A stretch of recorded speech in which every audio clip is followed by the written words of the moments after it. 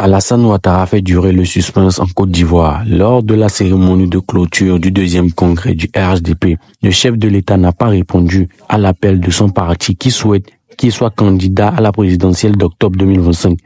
Mais il a dit s'exprimer dans les jours à venir.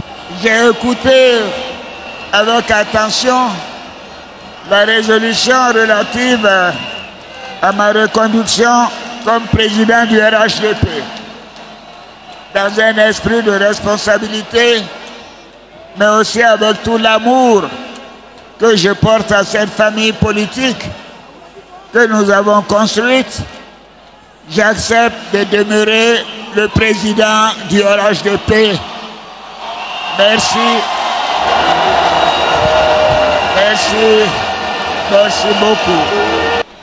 Concernant la candidature à la présidentielle du 25 octobre 2025, je veux vous redire que je suis le président de tous les Ivoiriens.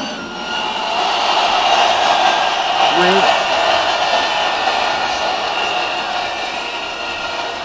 Je veux donc vous dire aujourd'hui ceci. Je veux vous dire ceci. Je vous ai entendu. Je vous ai compris. Je vous remercie de votre confiance. Je prendrai dans les jours qui viennent, après mûre réflexion à mon âme et conscience, une décision. Et je veux dire bravo à tous et à tous. Félicitations pour cette extraordinaire mobilisation. Je suis heureux et fier de vous. Je sais que je peux compter sur vous. Et vous pouvez compter sur moi. Nous écoutons à présent quelques réactions. J'avoue sincèrement que je suis resté sur ma ferme. Aussi bien que je sois content que ces 2 journées se soient bien passées, alors on aurait souhaité que le président de la République, le président de notre grand parti, puisse se prononcer en reprenant notre appel en disant oui. Mais malheureusement, il nous laisse sur le fin et nous ne serons toujours pas découragés, nous allons attendre qu'ils nous disent le OK final. Oui, je suis entièrement d'accord pour la réponse du président de la République. C'est une réponse très sage. C'est une réponse très sage et puis très stratégique. Il a accepté d'être le président du RHDP et il a apporté à la réflexion la candidature à l'élection présidentielle 2025. Nous lui faisons confiance en tant que militant et on estime évidemment qu'il donnera son accord pour être notre candidat aux élections présidentielles d'octobre 2025. Le président ne peut pas dire au stade que je suis candidat. Non. Il peut nous dire, il peut nous rassurer qu'il va rester le président du RHDP. Ce à quoi je m'attendais et c'est ce que je viens de voir là. Bon, on s'attendait plus ou moins à ça. Mais nous, notre souhait est qu'il puisse continuer ce qu'il a bien commencé. Voilà, c'est notre souhait. Et son discours, ça nous rassure. Et on pense que vraiment, d'ici août, il va se prononcer définitivement sur sa candidature que nous souhaitons tant. Le samedi 21, près de 10 000 congressistes donc, qui sont restés sur place du début jusqu'à la fin donc, des travaux. On a vu la cohésion donc, au sein du parti, les cadres donc, à l'unisson qui ont travaillé en commission et donc, qui ont produit des résultats probants. Aujourd'hui, c'était donc l'apothéose avec plus de 120 000 ou 140 000 selon donc, les spécialistes, donc de militants, et non seulement des militants mais aussi d'Ivoiriens, donc qui ont adhéré à la vision du président Ouattara, qui se sont mobilisés comme un seul homme depuis 2 heures du matin donc, de ce jour dimanche jusqu'à la fin donc, des travaux.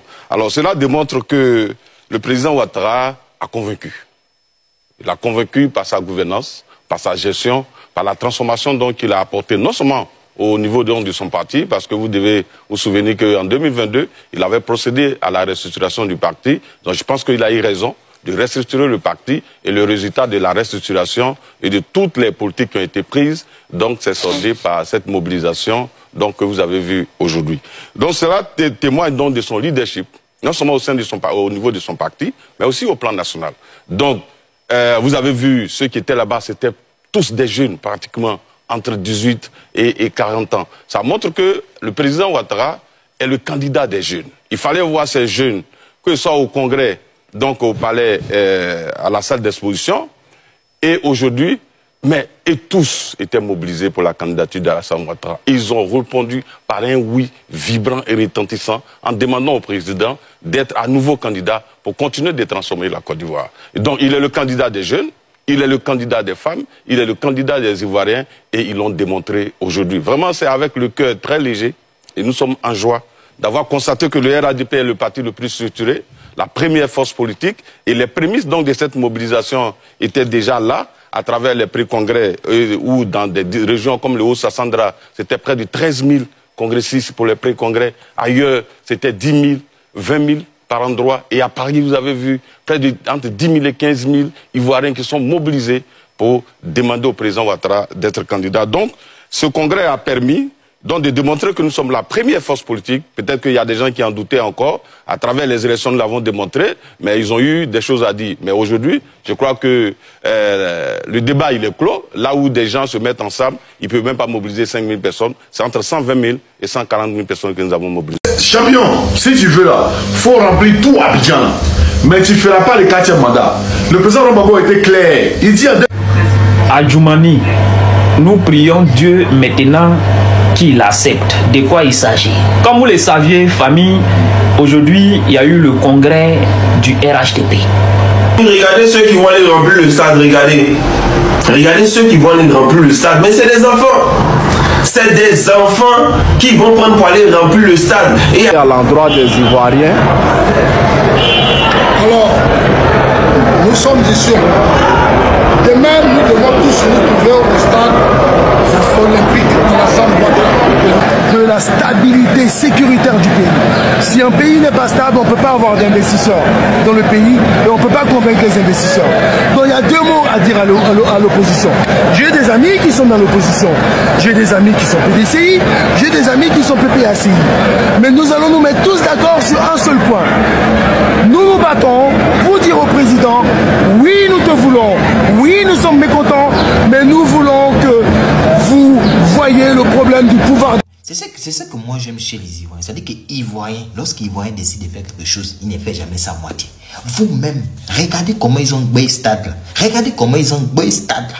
Il y a des gens qui m'ont dit non, c'est intelligence artificielle. Mais j'ai vu les vidéos sur TikTok. C'est pas intelligence artificielle. Les Ivoiriens sont sortis, ils ont beau le stade et bimpé.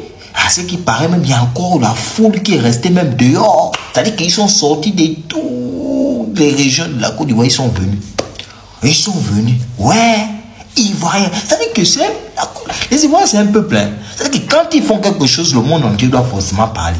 Ils ne font jamais quelque chose à moitié. Quand ils ont fait la canne, le monde entier a parlé de leur canne. Quand ils ont fait record Guinness, là, le monde entier a parlé de ça. C'est-à-dire que quand ils font quelque chose, c'est jamais à moitié. Quand un artiste ivoirien fait sortir son, le monde entier va parler de ce son. Lorsqu'il y a besoin encore, le monde entier va parler. Bah, ils ne font jamais les choses à moitié. Regardez comment ils ont rempli ce stade-là. Tu as l'impression même que c'est finale de Coupe du Monde, c'est finale de la CAN, c'est finale de Ligue des Champions. Même finale de Coupe du Monde, même à la CAN, n'arrive même pas à la cheville. Regardez le monde. On vous dit le stade était plein jusqu'à ce que la pelouse plein. Dehors aussi plein, aussi à craquer. Pour un seul homme, Papa Ado. Mais je vois les panels, Papa Ado ne l'aime pas. Moi, je comprends pas. Si en Côte d'Ivoire, c'est comme ça que lorsqu'on n'aime pas quelqu'un. Mais je préfère ne pas être aimé. Parce qu'on ne peut pas bailler des choses comme ça. Même si on te paie. À ce qui paraît, il y avait même la pluie. Les gens étaient sur la pluie. C'est quel argent va te donner, tu vas rester sur la pluie comme ça. Si c'est pas par amour, c'est par quoi? Même si. Parce que maladie de ça. Mais c'est l'amour. Non, mais c'est chapeau. Les Ivoiriens, vraiment bravo. Bravo. Faites ce qui est bon pour vous. Ce qui est bon pour votre pays. Soyez en paix. Vous avez eu 15 ans de paix, de sécurité, de tranquillité. Pardonnez, il y a la canne qui arrive. Donc faites des choses dans la paix. Ne laissez pas la politique vous diviser. Voilà. Nous autres là, on vous donne juste conseil parce que nous autres, on aime la Côte d'Ivoire. Moi là, j'aime la Côte d'Ivoire. Côte d'Ivoire, c'est comme mon pays.